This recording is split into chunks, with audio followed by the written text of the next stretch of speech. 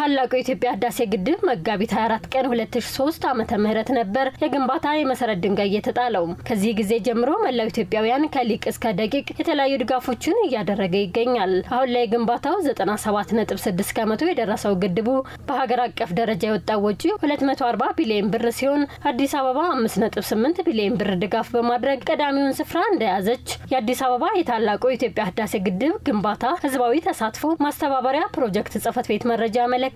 ቀሪ የግድቡ ግንባታ ይጠናቀቅ ዘንድ ጽፈት ቤቱ 14ኛ ዓመቱን ምክንያት በማድረግ በአይነቱ ልዩ የሆነ የገቢ ማሰባሰቢያ መርሃ ግብር እንደሚያካሂድ አስታውቋል። የገቢ ማሰባሰቢያ መርሃ ግብሩን በተመለከተ ከተለያዩ ባለድርሻ አካላት ጋርም ውይይት አድርጓል። የጽፈት ቤቱ ዋና ስራ አስኪያጅ ዶክተር ምስክር ነጋሽ በአንድ ወር ውስጥ በሁሉም ክፍለ ከተሞች ከ330 ሚሊዮን ብር በላይ ለመሰብሰብ መታቀዱን ገልጸዋል።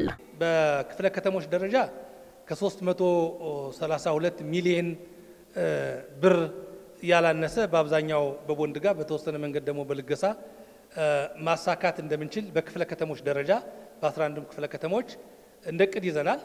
ነገር ግን ተቋማት ካላቸው የሥራ ባህሪ ካላቸው የአመራር የፈጻሚ እና የሌሎች ባለድርሻ አካላት ሁኔታ ታሳቢ በማድረግ እቅዳቸውን በራሳቸው ይዘው አቅደው እቅዳቸውን እንዲያሳውቁና የተሻለ ድጋፍ እንዲያሰባስቡ ነው እንግዲህ የተግባባ ነው። በውይይቱ ላይ የተገኙት የአዲስ አበባ ከተማ አስተዳደር ባህል ኪነ ጥበብና ቱሪዝም ቢሮ ኃላፊ ዶክተር ሂሩት ካሳው ታላቁ የኢትዮጵያ ህዳሴ ግድብ የኢትዮጵያውያን የኢኮኖሚ ሉዓላዊነት ማረጋገጫና ከፍታ ማሳያ መሆኑን አንስተው የከተማዋ ነዋሪዎች እስካሁን ሲያደርጉ የነበረውን ድጋፍ አጠናክረው እንዲቀጥሉ ጥሪ አቀርበዋል። ህዳሴ ግድብ የኢኮኖሚ ሉዓላዊነታችን የከፍታችን ማሳያ ነው። ይሄንን ሁላችንም ተባብረን 3% ነው የቀረን 3% ማይሞላ 3%ን ተባብረን መጨረስ ይኖርብናል። በተለይ ለኛ ደግሞ ለባህልና ቱሪዝም ቅርሳችን ነው።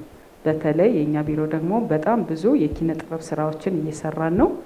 በሱ አማካይነት ህዝብን በማነቃነቅ በማግባባት በማስገንዘብ የሚፈለገውን ውጤት ለማምጣት አብረናችሁ አለን። ለአንድ ወር በሚቆየው መርሃ ግብር የተለያዩ አደረጃጀቶችን በመጠቀም ከእቅድ በላይ ለማሳካት እንቅስቃሴ መጀመራቸውን የየክፍለ ከተሞቹ የጽፈት ቤቱ ኃላፊዎች ተናግረዋል።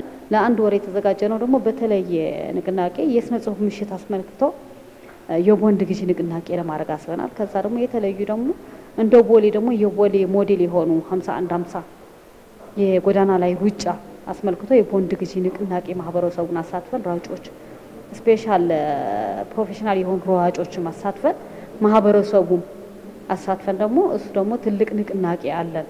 በዚህ በአንድ ወር ውስጥ የተለያዩ ንቅናቄዎችን ህብረተሰቡ ጋር በመፍጠር ባለሀብቱን እንደዚሁም ባንኮች ሁሉን ባሳተፈ መልኩ አሁን በእቅድ ያዝነው አንደኛው የኪነ ጥበብ ምሽት ንቅናቄያችንን ነው። እዛ ላይ ሁሉንም ህብረተሰብ ባሳተፈ መልኩ የንቅናቄ የስነ ጽሁፍ ምሽቱን አዘጋጅተን ስለ ግድባችን ገላጭ የሆኑ መዝሙሮች፣ ግጥሞች፣ የተለያዩ ስነ ጽሁፍ ምሽቶችን በማዘጋጀት ንቅናቄውን ለማድረግ በእቅድ ይዘናል። ልዩ የገቢ ማሰባሰቢያ መርሃ ግብሩ በያዝነው መጋቢት ወር ኢትዮጵያ ችላለች በሚል መሪ ሐሳብ እንደሚካሄድ ተመላክቷል።